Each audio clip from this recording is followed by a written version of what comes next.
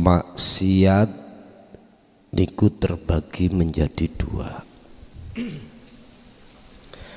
Disebut sebagai maksiat karena ada kaitannya dengan pelanggaran hukum. Mestinya al-imtithalul awamir wastinabun nawahi, ikuti balik. Mestinya apa yang diperintahkan itu dijalankan, tapi kita tinggalkan. Dan mestinya apa yang dilarang itu kita jalankan. Lah maksiat ini ada kalanya yang berkenaan dengan jasmaniah juga dengan ruhaniah. Kami tidak akan membahas masalah maksiat yang ada kaitannya perilaku jasmaniah, tidak, karena ini ranahnya di hukum syariah, jenengan sudah paham sejak dulu. Cuman malam hari ini kami akan membahas kitab Hikam niki di pasal 43 yang bahas tentang maksiate ruhaniyah. Sebab tatkala maksiatnya ruhaniyah itu masih menjangkit terhadap hati kita, maka jangan harap si salik itu secara sistem mengharapkan kewusulan, jangan harap. Karena tujuan si salik ketika suluk hanya satu, yaitu liqo, bertemu terhadap Allah. Sementara Allah tidak akan mengizinkan bagi seluruh hambanya untuk bertemu manakala masih ada satu jarum titik terkait selain Allah, mboten kersa. Makanya dalam Al-Quran Allah dawuh wala yusrik, jikalau kau ingin bertemu aku, wala yusrik bi ibadati rabbihi ahada, jangan sampai ada walaupun sekecil titik jarum perkara selain aku masih ada di dalam hatimu. Niki Pak, bahasa syariat iku ngeten, hamba tak akan Allah izinkan masuk surga jikalau ada satu biji sawi syirik di dalam hati hamba. Iku bahasa kinayahnya seperti itu. Lah sedangkan maksiat yang dimaksud dengan fasol ini adalah perbuatan-perbuatan yang menyekutukan Allah. Lebih-lebih hal yang paling halus yang disebut syirik khafi yang masih bersarang di dalam hati kita. Jadi miturut fasol ini nanti memberikan satu pitutur terhadap kita sebagai si salik untuk tidak ada perilaku ruhaniyah yang sifatnya itu kategori maksiat. Bismillahirrahmanirrahim. Qala musannifu rahimahullah. Dawuh sapa Kiai Musannif, Waridho lan utawi ati sing ridho, bisahawati kelawan lakune nafsu, kesenangane nafsu, iku aslul maksiati, pangkale sumbere maksiat. Hati ada ridho terhadap apa yang jadi kesenangane nafsu, maka salik ini secara langsung atau tidak langsung dikatakan telah melakukan pangkali maksiat. Contoh, kula seneng ngaji Quran, kula seneng wiritan, kesenangan apapun yang ada dalam hati saya.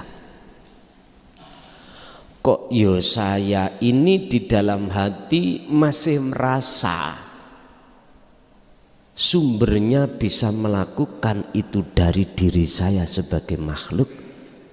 Ini berarti kesenangan nafsu.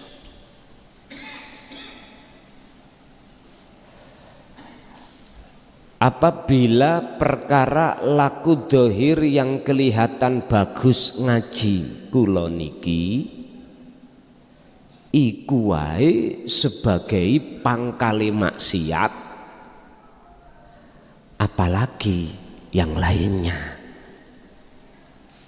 Ingat Pak, Bu, nafsu itu tidak hanya masuk bertengger di dalam hati untuk mendorong hati melakukan jasmani ini laku maksiat secara syariat saja, mboten.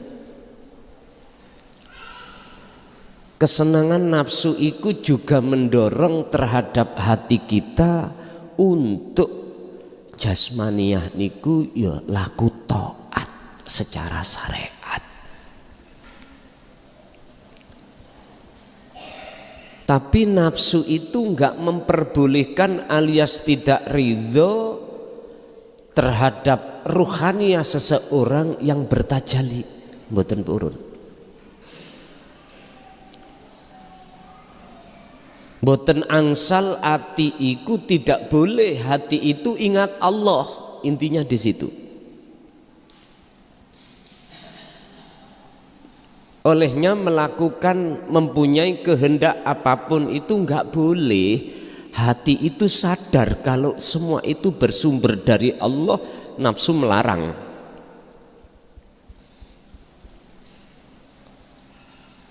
Kalau giat semangatnya dohir iki melaksanakan taat secara syariat atas dasar dorongan dari hati untuk melaksanakan, nafsu itu tetap memberikan semangat, menyetujui. Bahkan beliau itu kadang-kadang ngetoki jenengan dalam dunia lain rupa orang yang berjubah,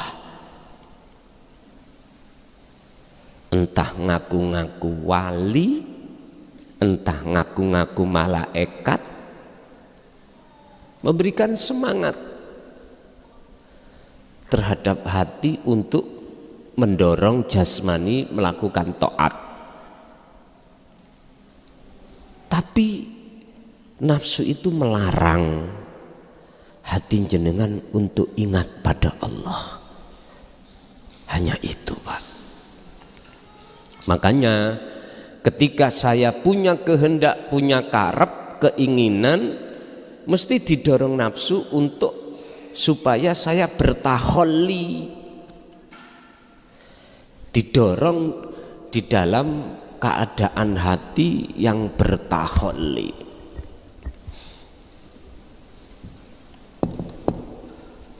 boleh kita itu didorong di dalam tajalli, nggak boleh. Iki nafsu. Sehingga keinginan yang aku akui iku keinginanku ini justru menutup rohaniaku terhadap nyata wujudi Allah. Alladzina yastahibbunal hayatad dunya alal akhirah. Ibrahim, surat Ibrahim ayat 3. Kalau hati saya sudah tenggelam di dalam takhalli, pengakuan diri saya sebagai makhluk, otomatis alal akhirah, melalaikan Allah. Walaupun secara pandangan kasaf mata dohir saya ini ahli ibadah lahir umpama, sehingga semua apa perilaku ibadah dohir saya orientasinya itu tidak menuju dan bertemu Allah, karena sumbernya pangkalnya saya telah melakukan maksiat di mata Allah. Si salik ini harus dipahamkan atau dikajikan tentang bab masalah maksiat pangkale ati wajib. Makanya dulu-dulu thariqah iku nggih tolong monggo dumateng para mursid untuk mengkajikan jamaahnya tentang masalah ilmu tauhid. Sumber kitabnya tasawuf dari mana terserah. Sing penting jamaah itu harus paham apa yang menjadi karakter nafsu itu bagaimana, sehingga si salik dengan mudah akan bisa menghindar. Aslu kulli maksiatin utawi pangkali saben-saben maksiate ati, wa ghaflatin lan laline ati, wasahwatin lan kepentingane nafsu, iku arido ala nafsi. Pangkal setiap maksiat atau lalai terhadap Allah hati ini, atau nuruti kesenangan nafsu, bentuk ridhone ati seperti ini, itulah pak maksiat. Contoh, kula sholat, saya tak kasih contoh bab taat mawon, liyane taat nanti lainnya akan mengikut. Khusus bab taat yang paling halus aja. Saya sholat ibadah murni, kok hatiku iku ridho, kedorong nafsu pengakuan diri saya yang bisa melakukan, ini pangkal maksiat. Oleh karena kami tidak dipahamkan tentang masalah bahwasanya ini pangkal maksiat, kita nggak merasa pak kalau melakukan maksiat. Makanya perlu dan penting menurut kami bahasa taklim niku penting, ngaji ku penting, walaupun itu masih sekedar sebatas teori, pemahaman penting. Supaya apa? supaya ketika jenengan melaksanakan perintah suluk itu dengan mudah, sampai menghindar mana yang tidak diperbolehkan dan dengan mudah mana yang diperintahkan. Ini loh Pak. Makanya kita melakukan sesuatu, ada makalah, bila mana tidak didasari dengan ilmu pengetahuan tentang sesuatu itu batal. Ada makalah seperti itu. Makanya kami tetap bersikukuh untuk menyampaikan sekitar apa yang harus dilakukan oleh si salik dan apa yang harus ditinggalkan oleh si salik, dalam rangka memuluskan tujuan si salik ketika bertorikoh itu tujuannya cuma satu, yaitu litaqarrubillah waliqaihi, mendekat dan bertemu Allah. Tujuannya ada di situ. Makanya sebenarnya tujuan seluruh thariqah itu Pak cuman satu, supaya si murid, si salik ini hatinya ada yarjullaha, ada satu keinginan untuk mendekat dan bertemu Allah. Hanya itu tujuannya. Bukan tujuannya untuk mencari kehormatan, pujaan di panggung-panggung. Nggak ada thariqah tujuan gitu itu.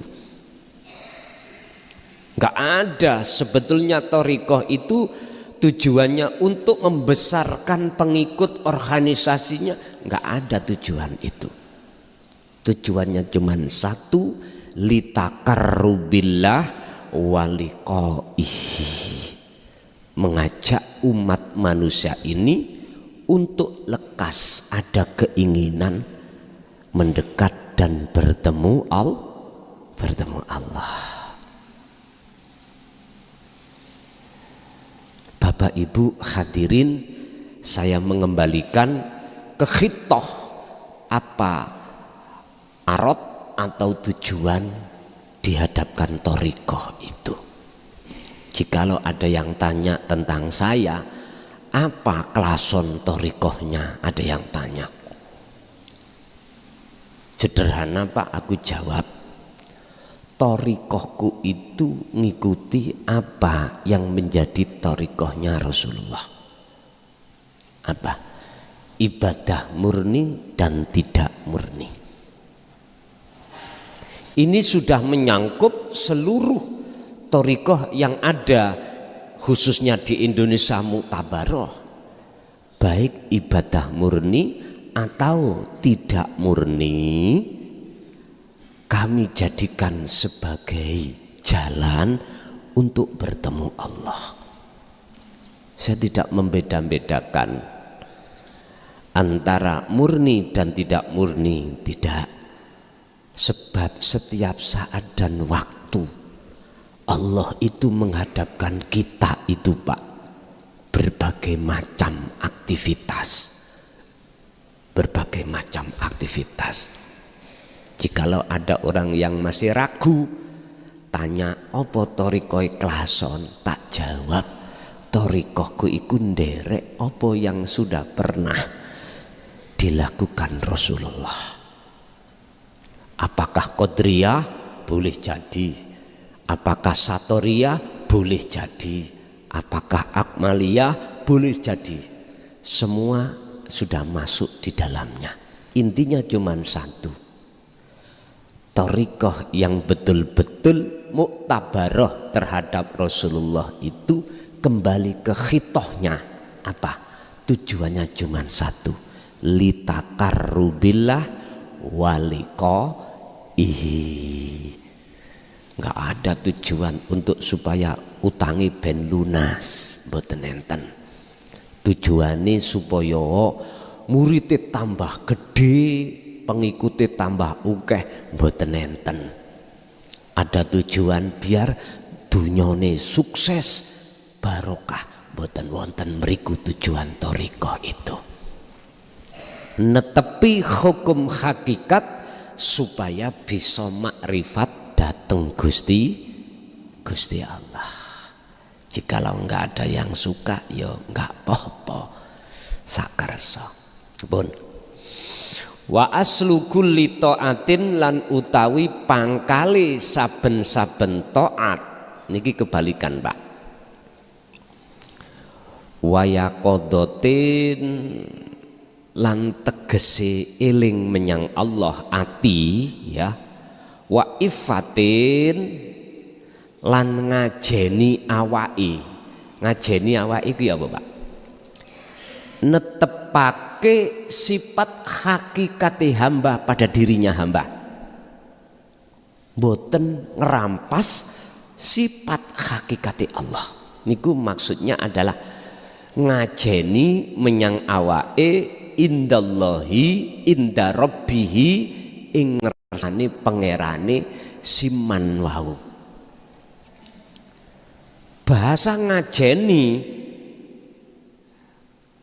meletakkan sesuatu pada tempatnya, iki ngajeni. Apa sifatnya menungso? Adam. Sifatnya Allah wujud. Contoh kecil mawon. Berarti hatinya si Salik wajib menempatkan sifat Adam menyang dirinya. Nggak boleh si Salik iki ngerampas sifat wajibe Allah wujud menyang awake. Akhirnya awake hamba merasa wujud. Iki nggak boleh.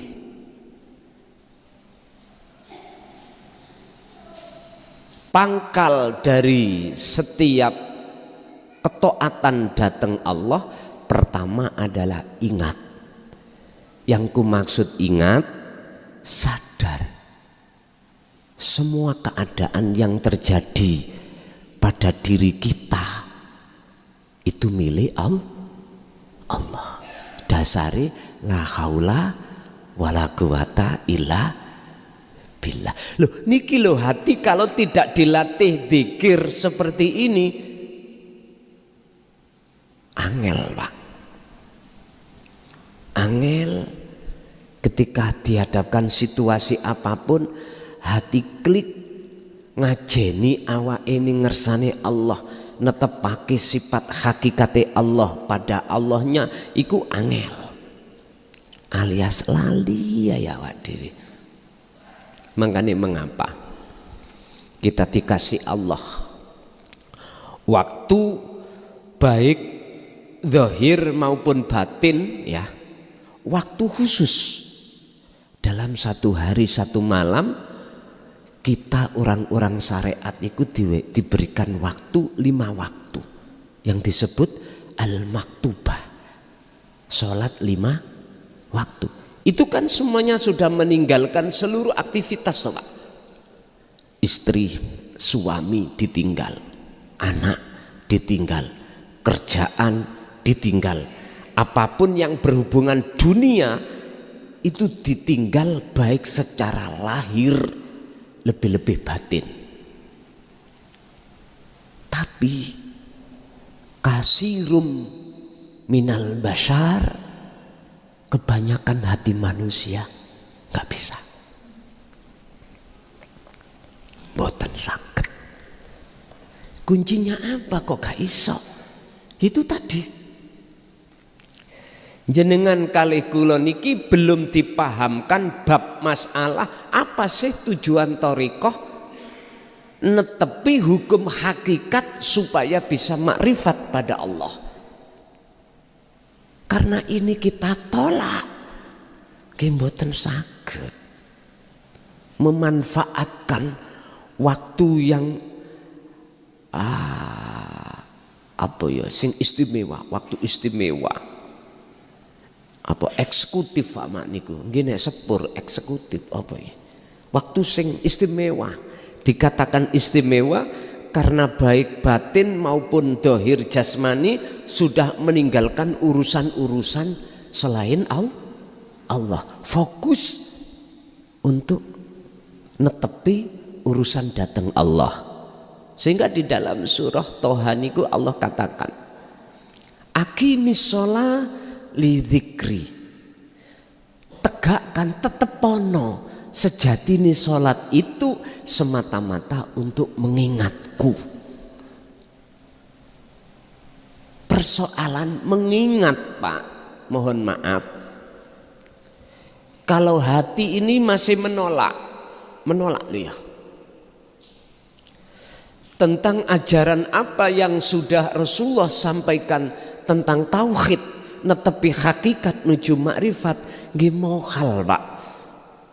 Kita waktu sholat ruhaniyah itu bisa betul-betul fokus menghadap Allah, ingat pada Allah, mboten saged.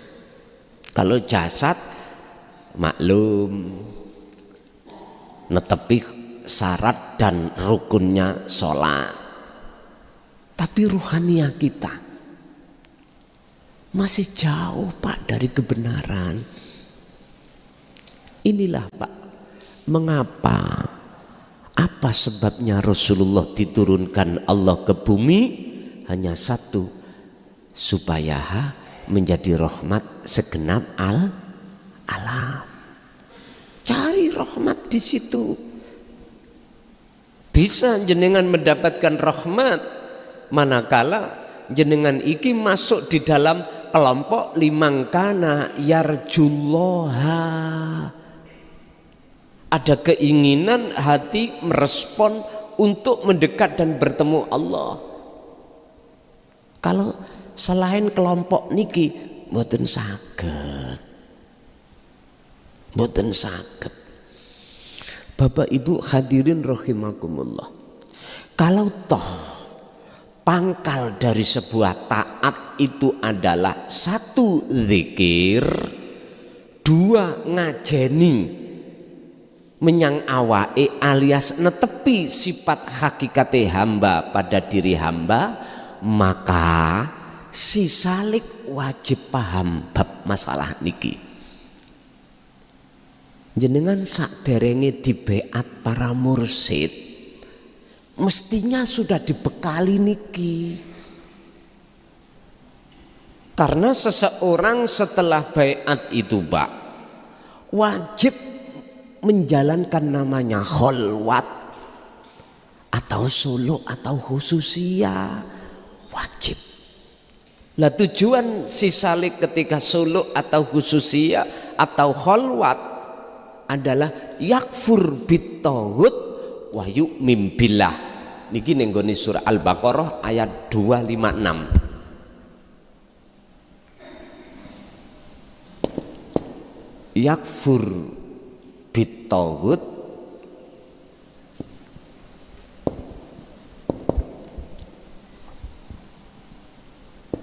wa yu'min billah, membersihkan perkara-perkara yang sudah kadung masuk dalam hati yang berupa makhluk, dibersihkan. Kalau ini sudah Allah katakan bersih, maka wa yu'min billah niki diartikan, ada yang mengartikan imanmu akan benar pada Allah. Kalau bahasa saya, kamu akan bertemu Allah. Sak kerso jenengan nafsiri lewat tafsir nopo sak kerso. Artinya orang menyembah kepada Allah selagi di dalam hati kita masih ada pengakuan diri, mboten saged. Ngetrapno surat Toha ayat 14, aqimis sholah li dzikri. Kita akan masih menyembah sifat, menyembah nama, menyembah zat, belum bisa menyembah aku, belum saged.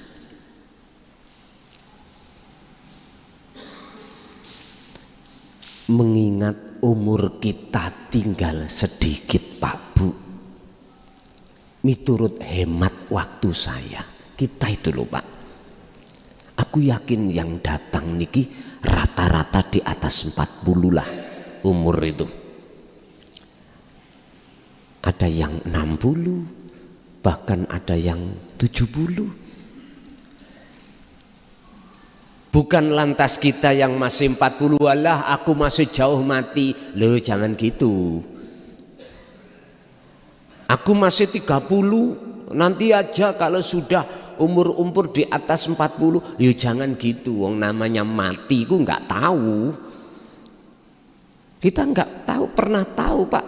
Kita masih umur 30 keluar dari rumah kerja, di tengah jalan semaput,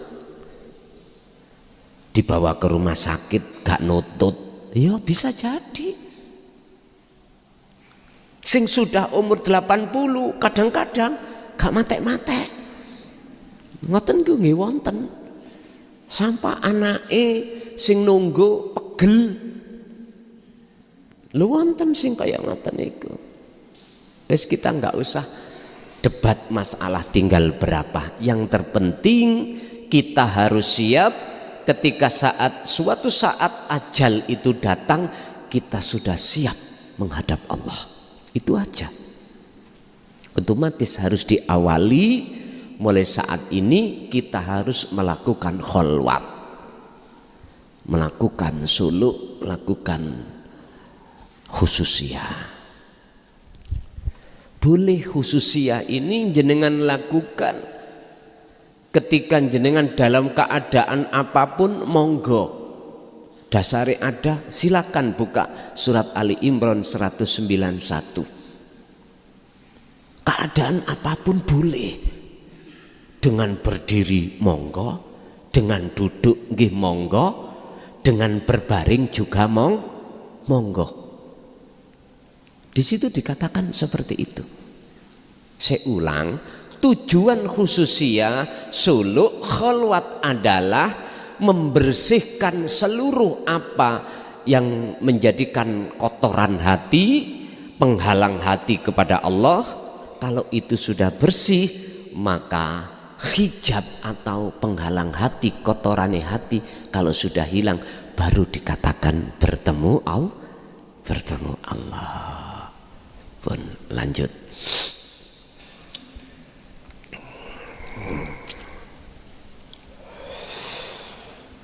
Wa aslu kullu ta'atin iku adamur ridho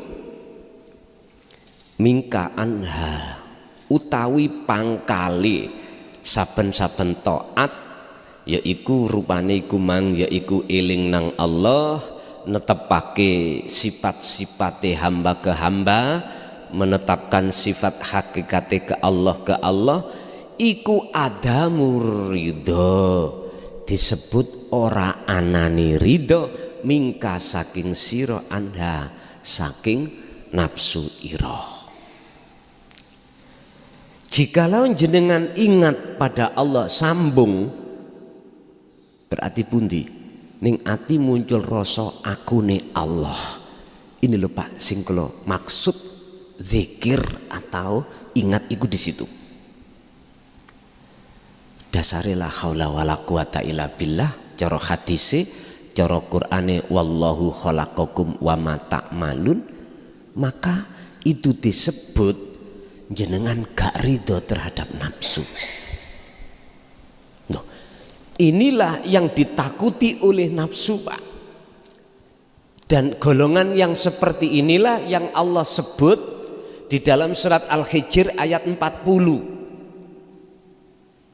Golongan yang tidak bisa dijerumuskan oleh iblis cuman satu. Illa ibadaka min humul mukhlasin.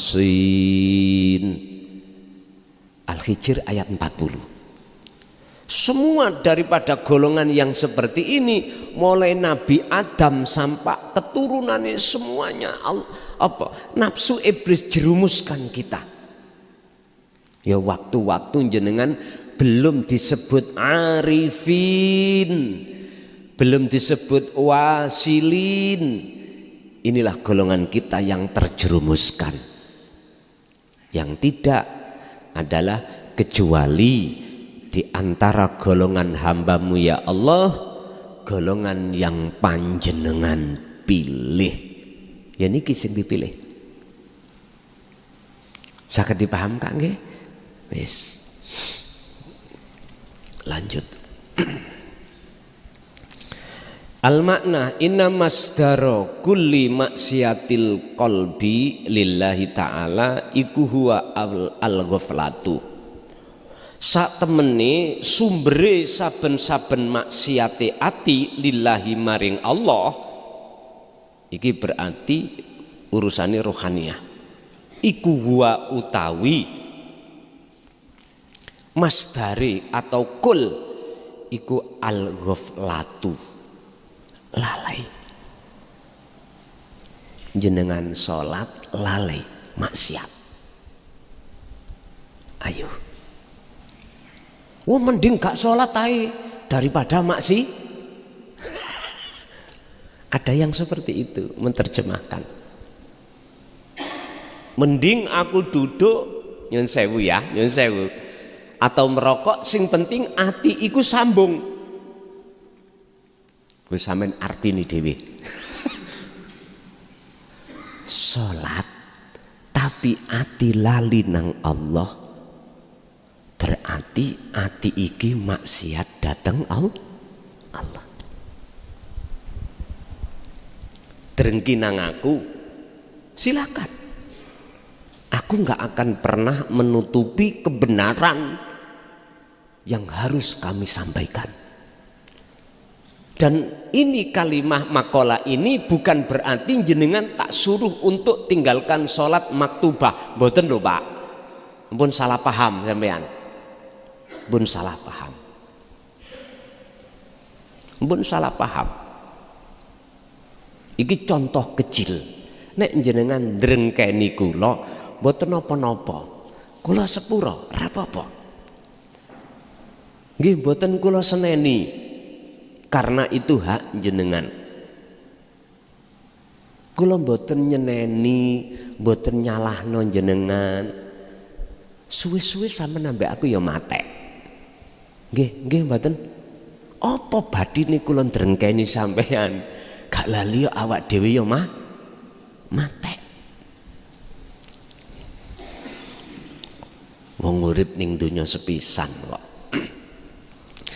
Nek jenengan drengkeni drengkeno sing loro ati ya sampeyan. Pun.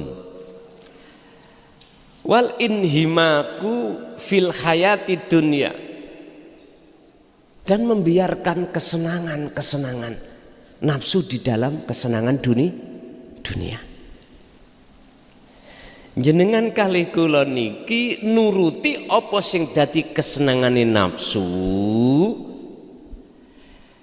di dalam kehidupan dunia, ini termasuk sumber setiap maksiat.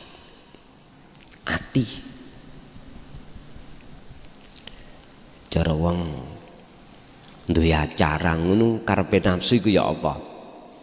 Aja udan, aja ana alangan. Lah ngoten nggih. Hati-hati. Duweni karep kaya ngene iku hati-hati. Bahkan kadang-kadang kita soyo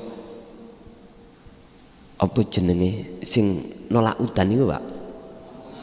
Pawang. Rawuh nangane Simbah jenengan kan terkenal ngelih mendung, ngelih udan. Kula ajenge ana acara Mbah. Apa oleh tulung sampean sisihno tanggal ini. Ya aja lali sandingane. Biasa lak ngoten nggih. Mesti wonten sandingane. Tulung sampeyan buka nang ngene kitab Mambaul Hikmah. Cara untuk menyisihkan hujan ada di situ. Iki setengah putih, setengah ireng, Pak.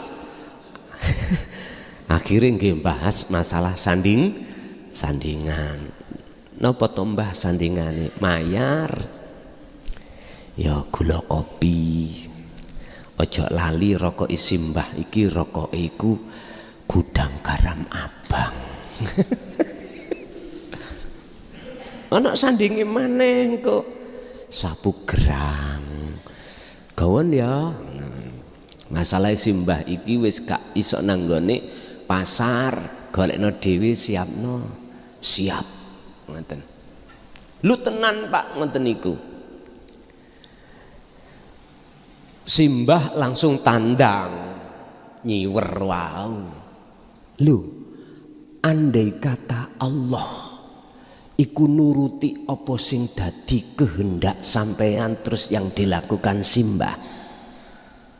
Apabila jenengan kali simbah iku duduk ditaholi, maka iki istidroj. Hati-hati.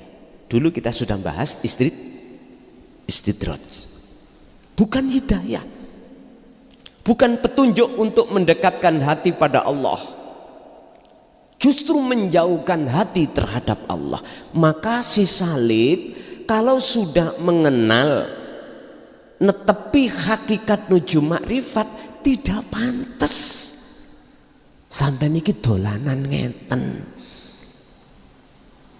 Kecuali si salib iki netepi hukum hakikat di tengah-tengah acara seperti ini duduk di tajalli, maka ini bukan istidraj, bukan penglulu, justru ini hidayah. Sama Pak, ada senjata antara dipegang oleh perampok, senjata ini dipegang oleh penegak hukum, terus pundi? Beda apa? Dikatakan penegak hukum itu mesti ini loh ya. Tidak digunakan untuk yang melanggar hukum. Podo-podo pistule nek sing megang perampok larinya kemana Pak? Merampok toh? Merampok. Tapi kalau pistol itu dipegang penegak hukum, bahaya mboten? Mboten. Sama dengan itu. Bab masalah toriko pernyiweran gitu.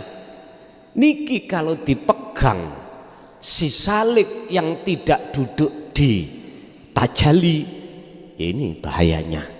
Bahaya ini terhadap siapa? Dirinya juga orang lain. Kok iso dirinya? Menjauhkan hatinya terhadap Allah dan juga terhadap orang lain.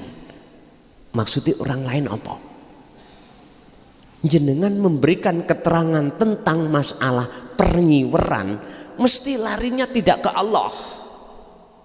Boten. Mesti larinya keterangan ini terhadap selain Allah. Ibarat thariqah, kalau sing nyetir sebagai sopir nih lho Pak ya, penumpangnya kan jamaah ya. Kalau imami itu tahu jalan, matanya tidak buta, selamat Pak. Mobil olehnya berlaku itu akan selamat sesuai dengan jalannya dan tujuannya. Beda kalau Pak sopir iki matanya buta terhadap jalan, ada tutupnya. Kira-kira bawa mobil niki bisa berjalan sesuai jalannya mboten? Mboten saged. Mboten saged. Makanya abot Pak, membawa titel mursyid iku abot banget. Syaratnya wajib makrifat dulu mursyid niku. Sebab tarkib daripada mursyid adalah hamba Allah yang diberi Allah wenang untuk memberikan tahu, menuntun jalan orang lain menuju dan bertemu Allah. Iku kalau dipandang dari satu sisi. Kalau dipandang satu sisi aslinya, sing bimbing, sing nuntun sampean kali kula adalah Allah sendiri. Kantun ningali dugi pundi mawon jenengan ningali.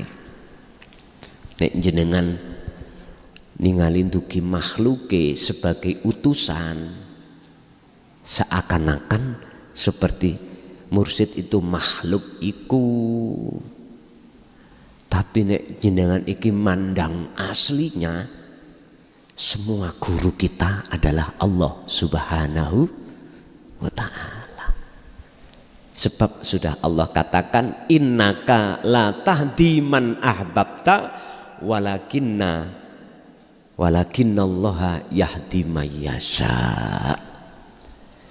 Bukan kamu Muhammad, niki langsung Rasulullah lah, yang bisa memberikan petunjuk terhadap umatmu, lebih-lebih orang dekatmu yang kau cintai, yaitu ahli bait. Lantas siapa sejatinya yang bisa memberikan petunjuk itu ya Allah? Walakinallaha yahdi may yasha. Ternyata yang bisa memberikan petunjuk dan membimbing jenengan ketika saat suluk sampai wusul datang Allah sendiri. Makanya dalam surat Al-Isra ayat 1 itu dikatakan setingkat Rasulullah loh ini. Subhanalladzi asra bi'abdihi.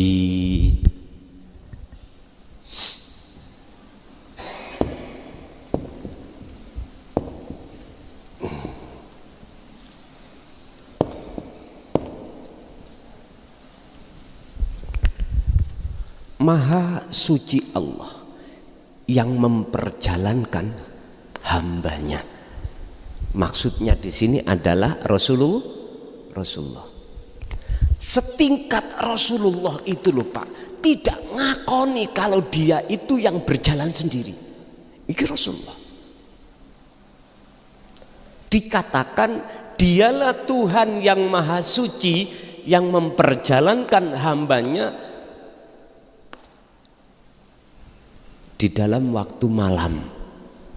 Rasulullah itu loh nggak ngakoni iso berangkat sendiri, tapi hatinya tetap merasa yang memperjalankan itu Allah. Kok kita sebagai umatnya kok wani-wani nih? Kok wani-wani nih? Oh kok gak aku sing dudono awakmu, tak jak nang Allah. Masya Allah. Coba Pak, pantas enggak? Kita yang sebagai mursyid di pandangan manusia punya iktikad, keyakinan, oh kok bukan aku sing menghantarkan awakmu, menduduhkan, memberikan petunjuk lewat ilmu lan laku nang Allah. Ora iso. Kok wani yo kita seperti itu. Terus turun ke bawah kita sebagai murid, merasa isok solok dikir dewe, kok cik gak pantes sih? Loh, iki fakta Pak. Fakta di lapangan memang seperti itu yang terjadi. Dan inilah saya katakan sebagai alasan mengapa kita terlalu lama bersuluk nggak jebul-jebul wosul yo seperti ini. Salah satu penyebabnya. Wah, kena semua ini.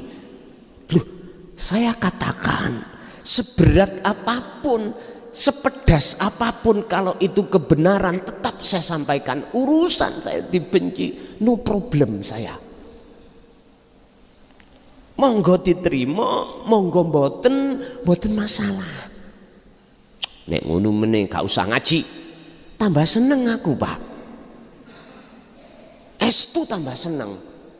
Lah bau kelayapan bengi-bengi. No omah kelon po ambek anak bojo. Lah ngoten tok. Estu.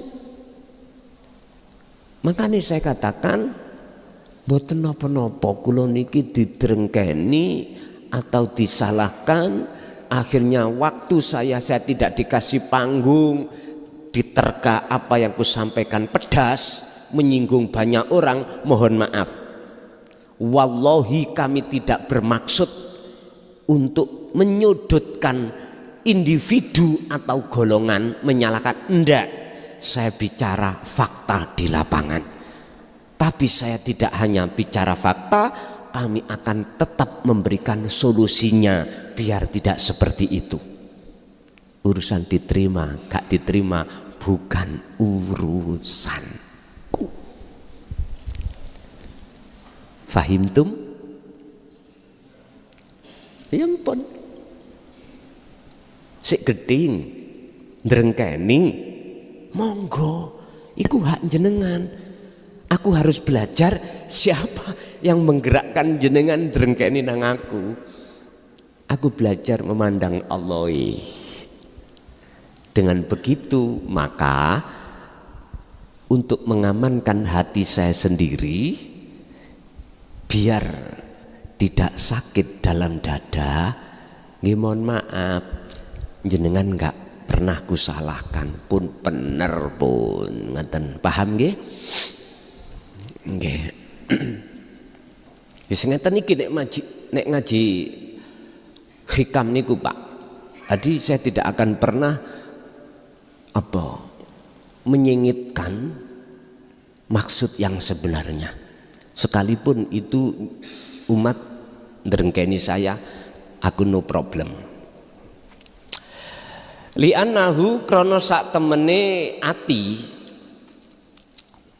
ati sing bermaksiat iku yuridu duweni karep irdo asahwatihi ing nuruti memuaskan kesenangane kekarepane nafsu itu mau, karepe ati sampean mau, karena hati ikut terkendali terdorong oleh nafsunya sendiri, maka secara otomatis hati sampean kalih kula itu ingin memuaskan apa yang menjadi kepentingane ati.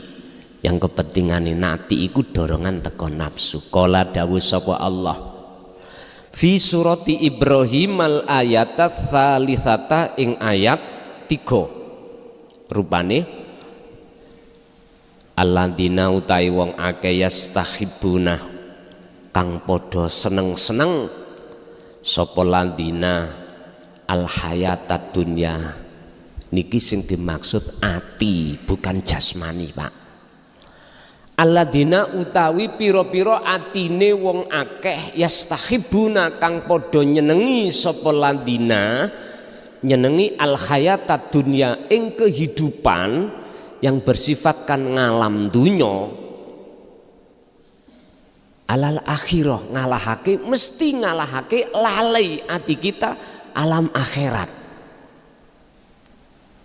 Mana alam akhirat? Ya sing dibatasi alam dunya niki, alam akhirat. Contoh salat. Kalau kita itu hati masih ada kepentingan nafsu, berarti iki alam dunya.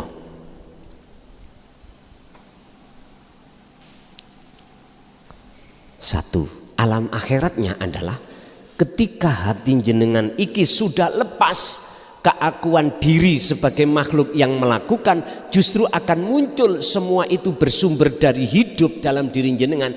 Berarti jenengan posisi ruh itu di alam akhirat.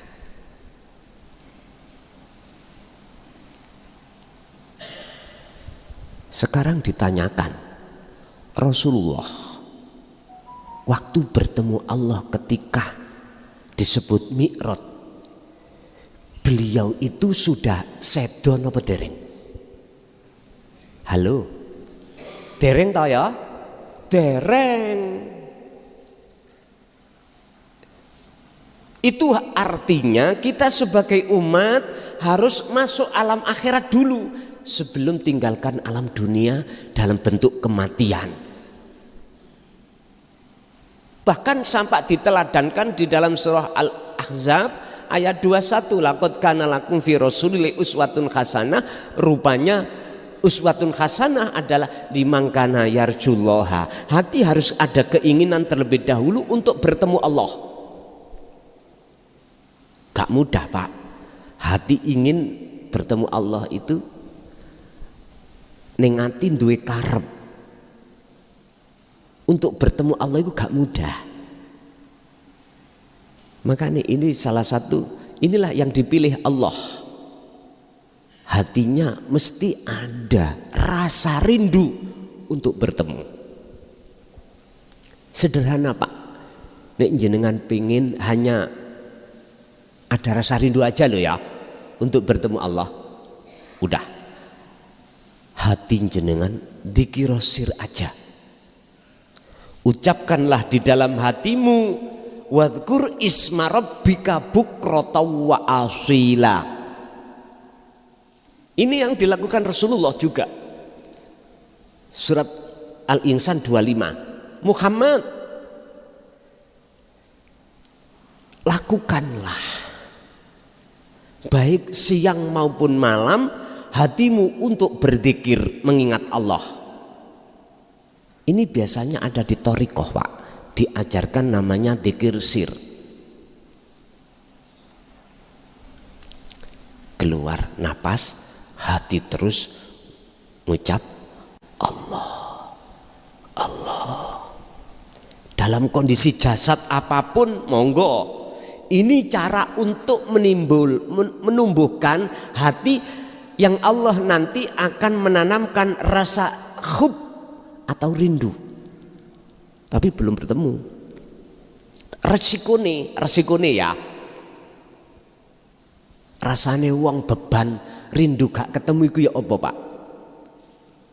Jenengan punya pacar, gak ketemu-temu sampai setahun, iku piye rasane ning ati? Bayuh, abot nggih.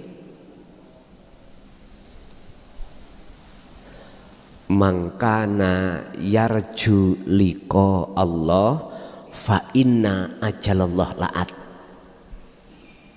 Al-Ankabut ayat 5. Jangan khawatir Pak, walaupun jenengan belum memegang melaksanakan dzikir sirul asrar, sir dulu monggo.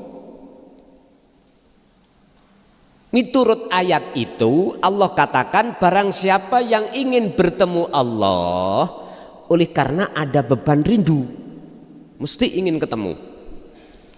Ingat, fa inna ajalallah la'at. Allah berjanji dalam waktu yang sudah Allah tentukan pertemuan itu mesti terjadi. Benang merahnya mana pertemuan itu?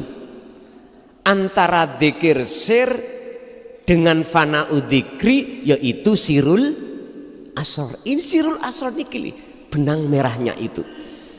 Otomatis beban rindu yang jenengan emban itu akan terbayar manakala sudah bertemu.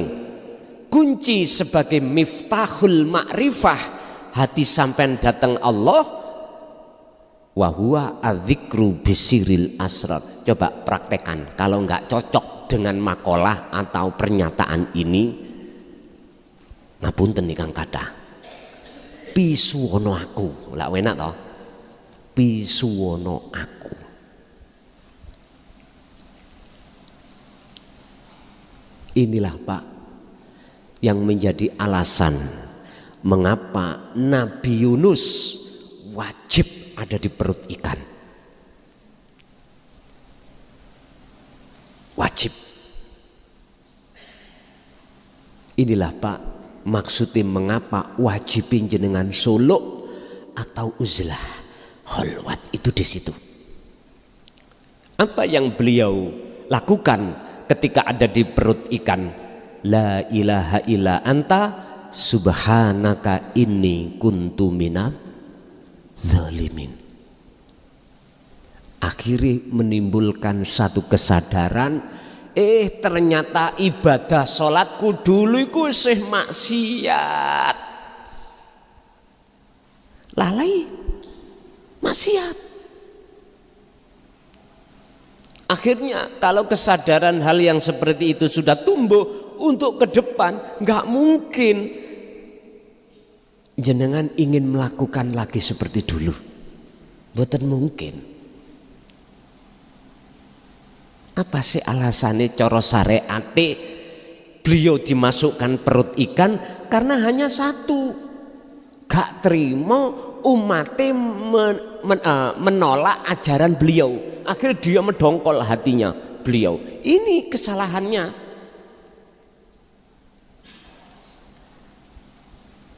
Akhirnya apa doa yang terjadi pada beliau? Ya Allah, hancurkan kaumku sebab menolak ajaranmu yang sudah kuemban.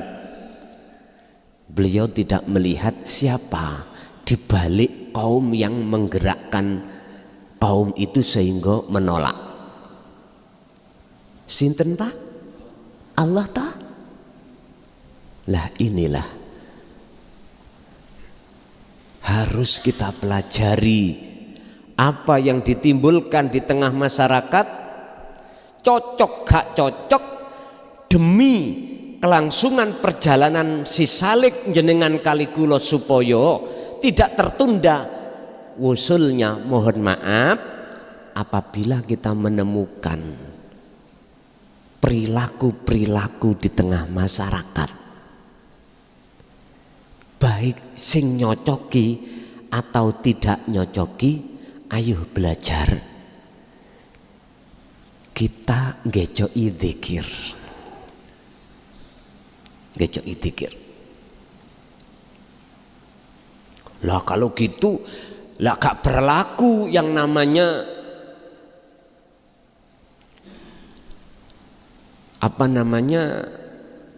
kalau kau melihat perkara amar ma'ruf nahi mungkar lah gak berlaku lah ngono ya. Pertanyaannya nah, oh bukan begitu. Ngene lho dulur maksudku.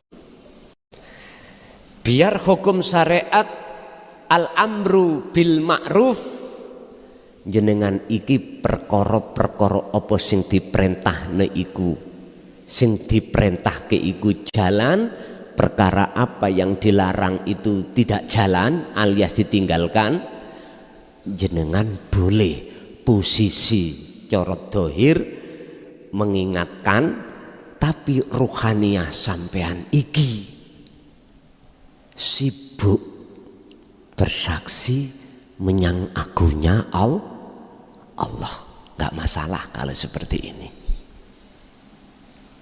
bukan masalah. Ini cara orang itu tingkatan di hadapan Allah itu tingkatan yang khawasul khawas. Dia juga al-amru bil ma'ruf wa tanha anil mungkar. Tapi kalau posisi kita ada di khos nggak bisa Pak. Mek diem mawon. Nek ono kemungkaran ya meneng, iku karepe sapa? Ati lu bilang gitu. Nggak ada pergerakan ati untuk secara lahir untuk mengingatkan, nggak ada. Karena dalam hatinya sudah tidak membedakan antara secara dohir ma'ruf dengan mungkar, sudah tidak ada, sudah nggak bisa membedakan. Karena dia kan sudah kefanaan seluruhnya, lahir batin. Jadi gur diem, dikasih apapun ya gur diem, dikasih makan ya diem, dikasih ditari nggak pingin rabi dah diem, nggak bisa diajak bicara komunikasi. Lah kita diletakkan mana? Wis terserah Allah. Kita nggak bisa milih Pak. Wayasuddu, di samping golongan-golongan yang hatinya selalu maksiat datang Allah, di samping kita itu hati kita menyukai kesenangan kehidupan dunia, akhirnya tidak bisa ke alam akhirat. Wayasudduna ansabilillah, wayasudduna lan podo ngalang-ngalangi sapa ladina, ngalang-alangi ansabilillahi saking dalan menuju ke Allah, ngalang-alangi nang wong liya. Bentuknya ngalang-alangi macam-macam, Pak. Jenengan kalau dihadapkan petunjuk hati untuk lurus ke Allah, nggak mau.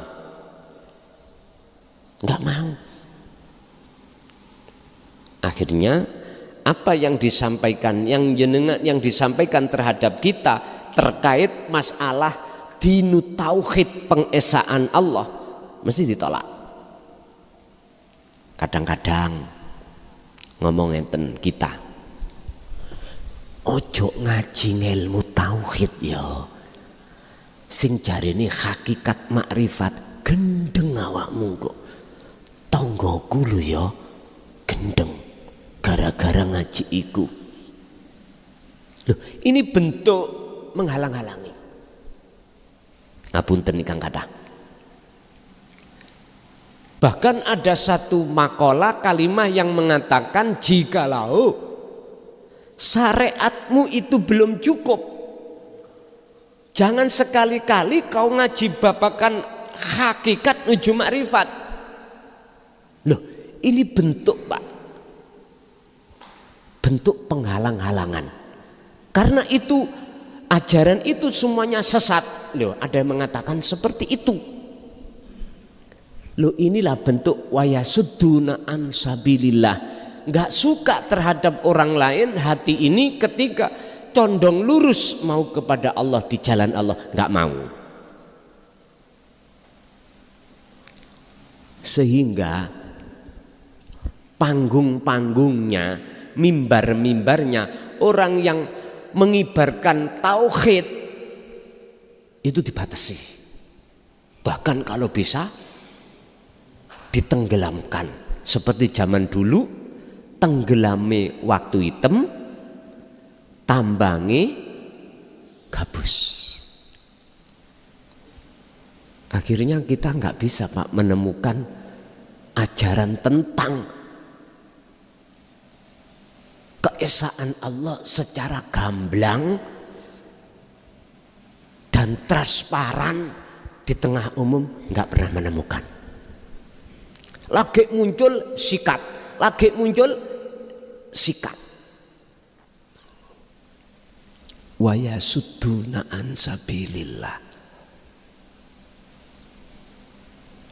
Akhirnya beliau, para mursid-mursid kita dulu, Pak, para masayeh, para romo, dihati-hati nek wis bahas babakan ati, di samping nggon khusus, keduanya apa yang beliau sampaikan itu orientasinya masih isyarah. Saking hati-hati nih. Karena pada saat itu waktu hitam ikut tenggelam. Sekarang sudah terbalik. Waktu hitam ngambang. Ayo sapa sing maca Jayabaya. 2014 mulai Allah ngambangno waktu itu tadi, yang asalnya tenggelam jadi naik. Sebaliknya gabus itu akan tenggelam. Ada ayatnya, ada. Di dalam salah satu ayat Allah menyatakan sok zaman akhir iku aku akan ngutus Nabi Isa ke bumi untuk meluruskan dan meneruskan syariat Rasulullah. Syariat yang mana? Yang Rasulullah katakan, sallu kama ra'aitumuni usolli. Ini loh Pak, syariat, laku syariat jasmani yang bernuansa laku hakikat rohani. Inilah nek jenengan takok syariat Rasulullah bagaimana ya? Ya sesuai dengan apa zaman sekarang. Zaman sekarang jenengan ke Mekah naik pesawat, naik kok pesawat, ojo naik jalan ontel. Nang Mekah ya Pak sampai Indonesia pakai sepeda ontel. Ya gak salah sih Pak, gak salah. Mboten salah. Ono sing pakai kebo, jarene unta, ya gak salah. Sing penting itu keadaan rohaniah jenengan. Labbaik Allahumma labbaik, labbaik la syarika laka labbaik. Apa fungsinya? Anda ke sana jangan sekali-kali hatimu itu ada persekutuan syirik kepada Allah. Contoh, Nyun sewu, kula berangkat iku cek diceluk abah. Ini gila wong liya lak gak ngerti ta Pak ya. Diam-diam hati kula niku cekne diwahni wong, aku betul-betul punya uang. Nek gak wong sugih gak iso. Cek tahu diwastani ngambung Hajar Aswad. Islamku cek sempurna. Lho Pak, ning ati kok sik krana menungso ngadakno tasakuran niki lho ben disawang wong jenengan iki salah satu wong sing isok berangkat haji ngene iki lho wis sirik. Ayo ngomong apa? Wis Gus nek ngono gak tek syukur-syukuran gak. Lho gak ngono. Syukurane iku bener. Cuman atine awak dhewe sing gak bener. Lah sik ana sing disawang, isih disawang wong. Lah iki sing gak bener. Nek syukurane bener. Sedekah kok Pak. Maringi tiyang berkat. Lah ngoten nggih. Atine awak dhewe lho sing kurang bener. Ayo, nek wis kenek ngene kira-kira mesti kita akan menganggap ya Allah ternyata aku sik dolim pada Allah seperti Nabi Yunus. Artinya kita masih perlu Pak, wajib hukumi kholwat iku wajib. Sekalipun itu kholwatnya hanya ada di dalam 5 waktu saja, waktu sholat kholwato minimal. Sebab Allah kan wis janji, siapa di antara hambaku yang ada keinginan untuk bertemu aku, maka Allah berjanji dalam waktu yang sudah Allah tentukan pertemuan itu mesti terjadi walaupun itu hanya 5 menit. Tapi aku yakin kalau jenengan ketemu Allah waktu sholat sak jam itu gak kroso, kaya mung sak detik. Boten krasa Pak. Sehingga kadang-kadang nek dadi imam iku ya mesti nih sholat duhur itu dilakukan hanya 3 menit iku sak jam. Kira-kira makmum gak bengok-bengok apa?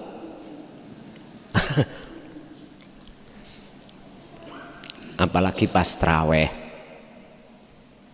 Akhirnya makmum sampean buyar. Wis meneh gak salat kene traweh. Golek ae kereta sing banter mlayune. Pun sak kersa. Pun wa yabghunaha iwaja wa yabghuna halan padha bengkokake sapa apa-apa nafsu.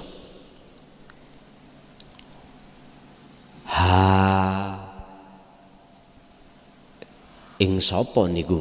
Banyak orang iwajan wayabguna halan ngarepake sapa nafsu ha ing semua manusia iwajan ing dalan kang bengkok. Si Salik ketika suluk nafsu masuk terus lewat apa?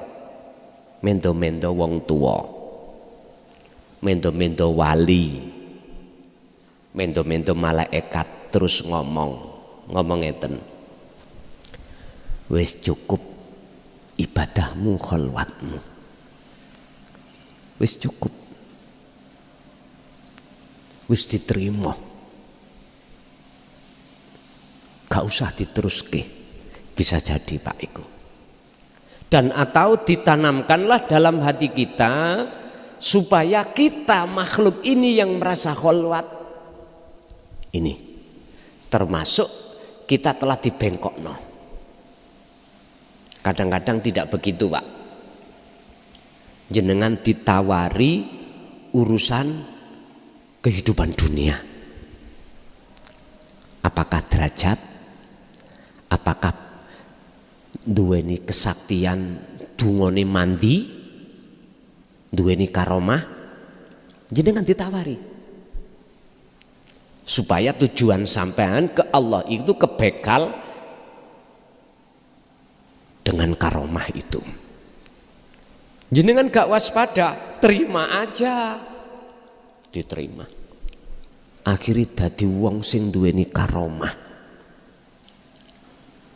Lah wong ngepe sandangan iki lho, ngepe sandangan. Iku pring niki diawe, Pak. Tes. Ngerti pring ya?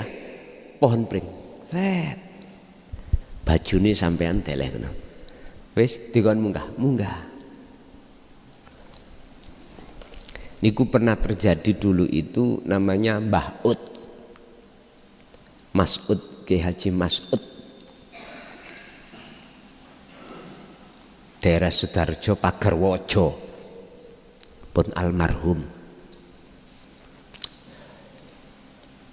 Beliau Mbah Ud iku nek menurut kisah kula seiling zaman kula niku tasih tidak kelas pinten alit ngoten. Beliau iku diparingi abah niku jadwal nek Jumat niku tengene masjid abah dulu itu. Lucune. Nek bar Jumatan niku kan biasa wiritan nggih. Niku dijak beliaunya itu manakib.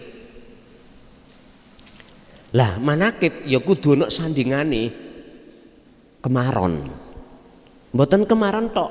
Isine kemaron kudu wonten engkung. Ngertos engkung Pak nggih? Panggang ayam. Gak boleh panggang ayam itu wedok mboten asal. Pitik wedok ayam perempuan gak boleh. Harus laki-laki. Gak oleh tuwek, yo gak oleh cilik. Cukupan. Ning jero masjid niku lho sampean tak kandhani ya. Waktu makom muda. Ngerti muda amin. Telanjang. Sampeyan takoki sing menangi wong kula sik menangi kok. Hadi waktu sorokalan nih ya Nabi salam lho ngoten niku pun joget-joget sampai dilepas kabeh. Makanya nek pas jadwale Mbah Ud wong wedok gak wani melok. Lho tenggen kula niku Jumatan sak wong wedoke Pak Bu. Tapi sing sepuh mesti ngalih. Jadi mari Jumatan langsung ngalih mboten melok. Pun tinggal wong lanang-lanang sing gelem. Nggih ngoten niku. Asik masjid panggung dulu Pak, asik panggung. Dan niki Rejeb niki wonten hall beliau itu keleresan kula diundang kali panitia bersamaan dengan wakil ketua PBNU Jakarta. Tapi kula mboten saged. Kula saged apabila hari kedua waktu kedua. Akhirnya sepakat saya diletakkan waktu kedua karena waktu pertama saya harus mengisi di Surabaya. Jadi clear entah tanggal berapa saya lupa. Insya Allah rejep nih oleh beliau. Jadi kira-kira jam 10 mungkin jam 10. Bapak Ibu hadirin rahimakumullah. Itu karena beliau diletakkan Allah di host. Ya nggak bisa kita salahkan Pak. Mboten saged. Karena baik hati maupun akal Allah tarik. Allah jadabkan. Ditarik. Berarti kan fana. Baik akal maupun hati, ruh Allah tarik. Jadi nggak ingat apa-apa. Laksana seperti jenengan tidur. Ya seperti itulah. Jenengan tidur bagaimana bisa dihukumi? Mboten saged toh. Jenengan sendiri nggih mboten ingat saya berlaku apa waktu tidur niku lho Pak. Makanya dikasih maklum, yo maklum wong edan. Ngoten tok. Makanya di antara jenengan apabila Allah tarik jasmani akal atau sukmo, wong Jawa ngarani roihan atau sukmo, dan ruhnya di singgasana Allah, wis persis jenengan kayak arek cilik ngoten nika. Alladzina iku ulaika utawi mengkono-mengkono mereka sapa?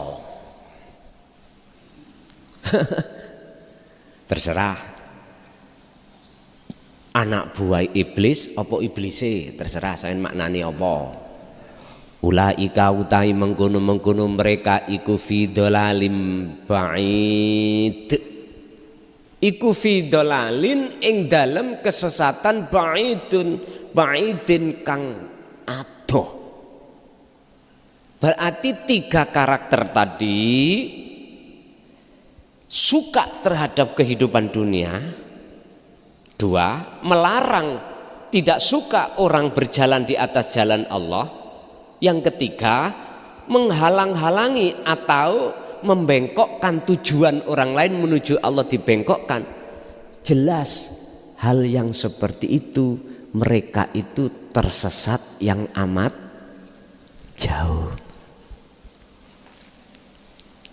Kita ikuti silakan. Amma masdaru kulli ta'atin, anapun utawi sumber saben-saben taat liruhi kedue ruh lillahi maring Allah Ta'ala iku fahuwa. Sita jenengan asal fotokopi nih mboten? Oke, nggih pun. Masalahnya waktu niku kula agak kesoren mungkin oleh ngirim karena kelupaan. Paling tidak minimal langsung di-share di grup ngaji di sini khususnya boleh. Jadi nyimak sambil ben gak fotokopi minimal ya di HP ngoten. Lah susah sing gak duwe HP lan. Ya nonggo-nonggo ngono ora apa-apa. Fotokopi yo tambah apik. Amma masdaru kulli ta'atin liruhi lillahi kufahuwa mongko utawi kul iku al-wa'yu, satu kesadaran, wal huluku lan akhlak ilahiyah, wal hulukul karimu lan akhlak kang mulya yaiku akhlak ilahiyah disebut takwa.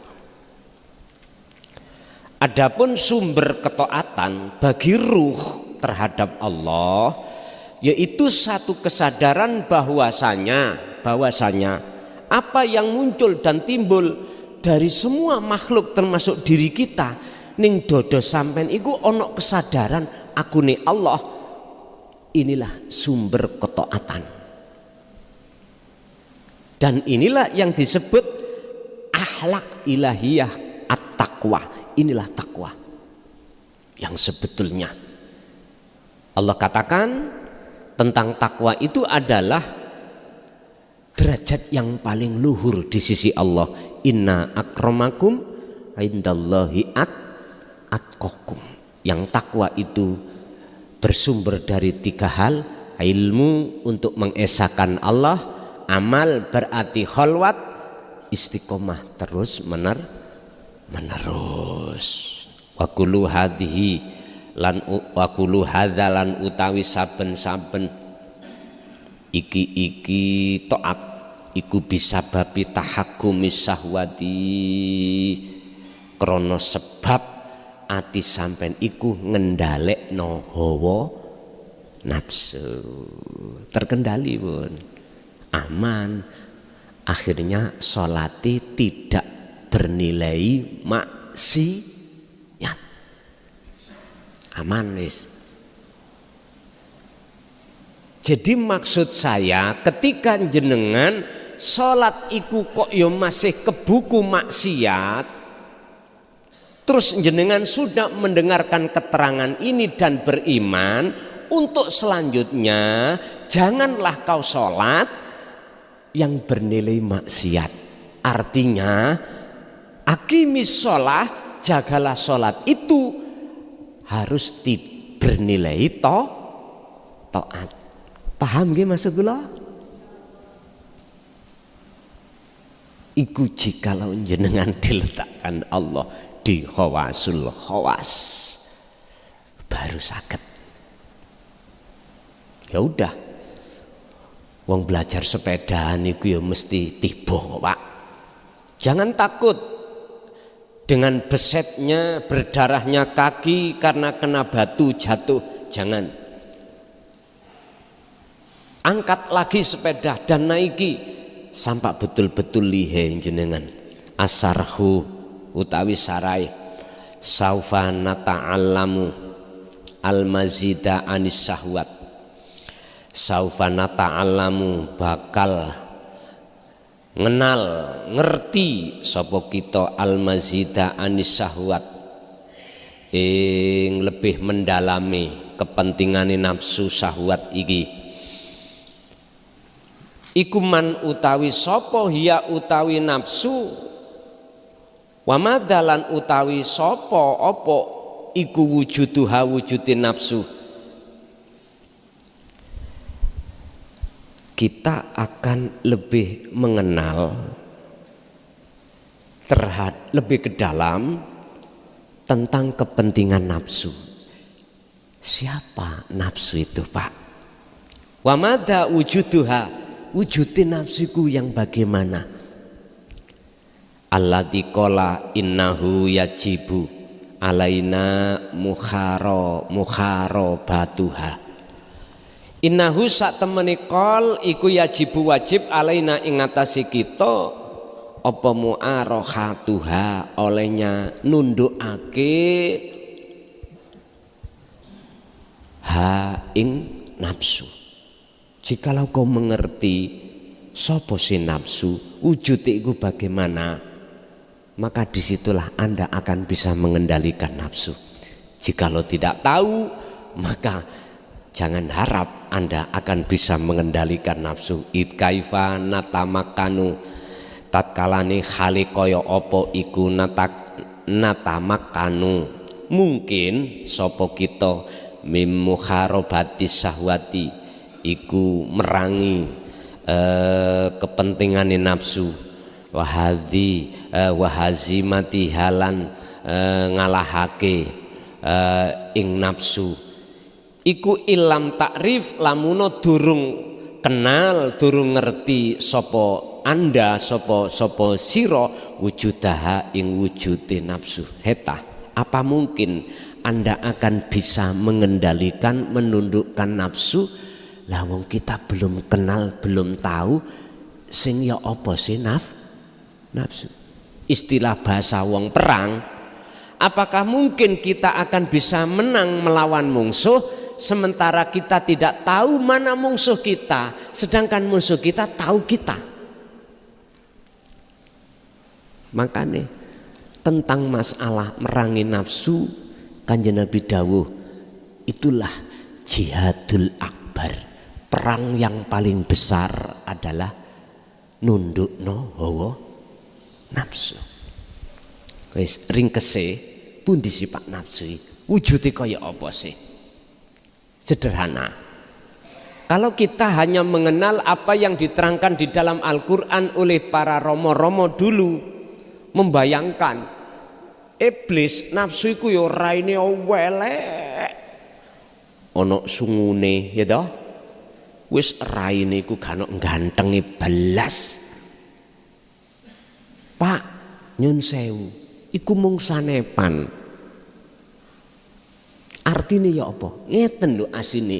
Kok umpama dulu itu beliau-beliau berani menjelaskan sebetulnya nggak mungkin hatine umat iku mboten cepet langsung wusul Allah. Mboten mesti cepet. Siapa sih nafsu itu?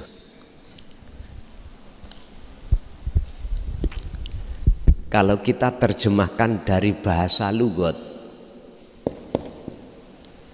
nafsun artinya adalah diri. Jikalau diri duduknya itu di taholli, inilah nafsu. Contoh, kula ngaji iki, ati kula duduk di taholli. Rasa sing muncul keakuane klason makhluk sing ngaji, ya iki nafsu. Wujudnya ya apa? Kok elek? Sifat kula elek. Gila dengan pujaan masyarakat.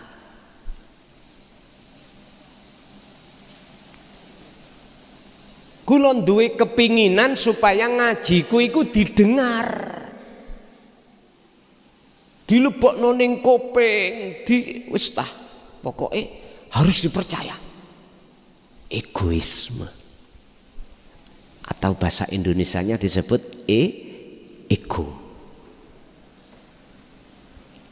Otomatis Pak, hatiku drengki terhadap orang lain yang selevel terhadap sama dengan saya. Drengki mesti. Ini jikalau ku biarkan, hatiku akan bersukaria dengan pujaan masyarakat, mengharapkan semakin banyak pengikutku Pak. Bayu nek wis koyok ngene. Inilah yang pernah Allah katakan dalam satu ayat yang diletakkan di Fir'aun, ana rabbukumul a'la. Asline ngoten. Ana rabbukumul a'la. Bayu gak kerasa ya.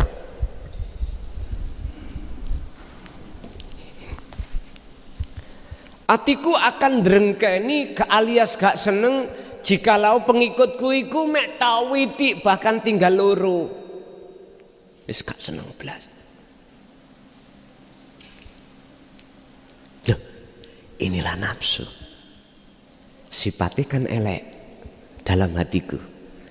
Sampai pun ningali wajah dohir, ketipu sampean, ketipu. Sifat karakter ini Pak, dan ini nggak bisa ditutupi Pak, nggak bisa jenengan kali kula ngapunten kang kathah menutupi hal ini di mata Allah, nggak bisa.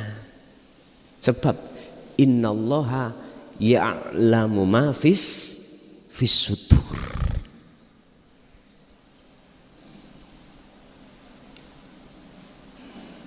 Secara enggak langsung saya itu aslinya berkata, ana rabbukumul a'la, aku ini Tuhanmu yang lebih mulia, yang wajib kau muliakan. Pahit Pak ini ku sampaikan Pak, tapi kebenaran yang harus ku sampaikan supaya umat-umat dulur-dulur kula niki atine biar tidak terjerat di dalam kepentingan nafsu. Gak terima, mboten masalah.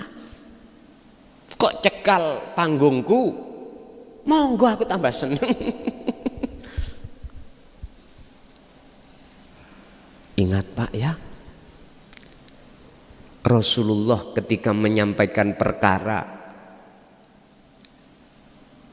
yang tidak menyenangkan dalam nafsu gili, tetap Rasulullah sampaikan. Walau karihal musyrikun, walaupun beliau dibenci oleh umat, tetap beliau sampaikan. Ada yang mengatakan bahwasanya Rasulullah nggak pernah menyampaikan tentang hakikat makrifat.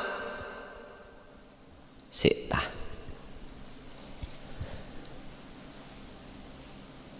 Sekarang ku jawab lewat surat Al-Anbiya 87, Al-Anbiya 25. Kalau Rasulullah tidak pernah menyampaikan tentang hal ini, apa mungkin dua ayat ini diturunkan? Justru cara saya mengambil makna di balik rahasianya wahyu Allah ini, adanya ditampilkan ayat surat Al-Anbiya 87 dan ayat 25 menunjukkan Rasulullah dulu menyampaikan. Jikalau Rasulullah itu tidak diperintahkan Allah untuk menyampaikan, nggak mungkin akan muncul ayat ini. Iku bahasa logika saya loh Pak ya. Belum lagi kalau kita masuk ke dalam, di dalam Bahrut Tauhid, pandangan wah luar biasa. Sederhana. Anda kalau tidak percaya kalau di balik kita itu ada sesuatu yang rahasia, tiduro, jenengan tidur, mata terpejam, ingat apa jenengan? Tapi ketika jenengan tidur bermimpi, kok Anda bisa melihat sesuatu? Berarti di balik jasmani, di balik alam dunya iki ada alam akhirat.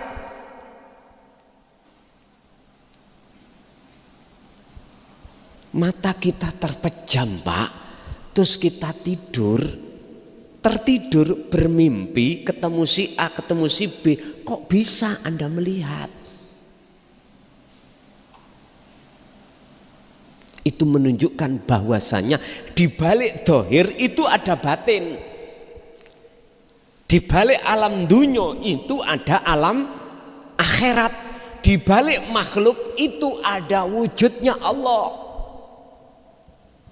Andai kata Allah tidak mewujudkan dohire lewat sire makhluk, nggak ada makhluk sampai kali kula niki bisa melihat makhluk. Nanti ada pembahasan tentang hal itu 100 ke atas. Tapi niki nek jenengan nek gak gendeng ojo celuk jeneng kula. Nggih, nek ngaji bab masalah insya Allah niku 104 berapa gitu loh. Nanti ada makalah ini Pak, wujudi Gusti Allah batin dilahirno supaya makhluk ikut tahu wujud nyatane Allah. Dunia saisine niki makhluk iki. Jenengan nek gak gendeng aja celuk jenengku.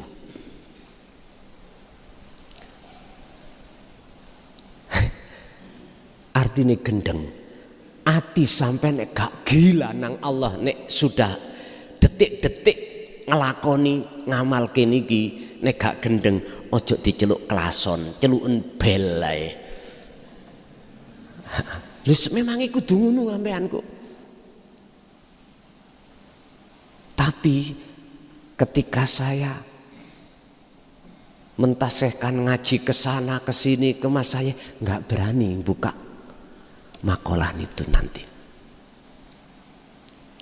Wong ngeten wujudku ben isok dikenal oleh kawulaku tak nyatakno dohir rupa wujud kawulaku. Kawulaku berarti makhluk, ma fis samawati wa ma fil ardi. Tapi jikalau wujudku lewat sifat sing tak nyatakno dohir terhadap makhluk, maka musnahlah seluruh makhluk. Niki nek sing jelasno gak gendeng, jenengan gak iso gendeng. Sing jelas nih wajib gendeng.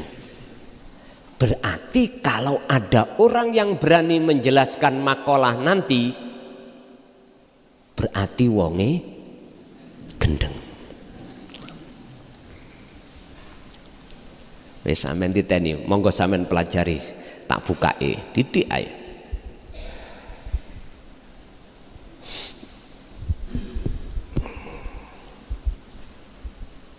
Masalahnya sarah kula pun dugi mriku.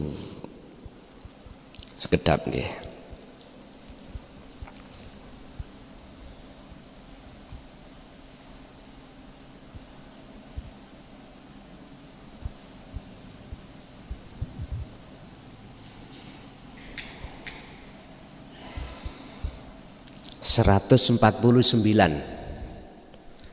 Makalah 149.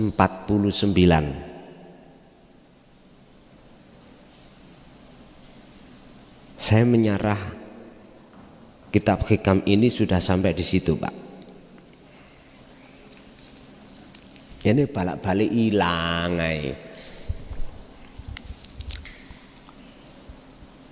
pengertian wujudnya Allah pada makhluk. Wis. Iki kudu gendeng dhisik sampean. Berarti wong sing ngaji 149 berarti wonge gendeng. Wis. Maknane kok di situ. Bapak Ibu hadirin rahimakumullah.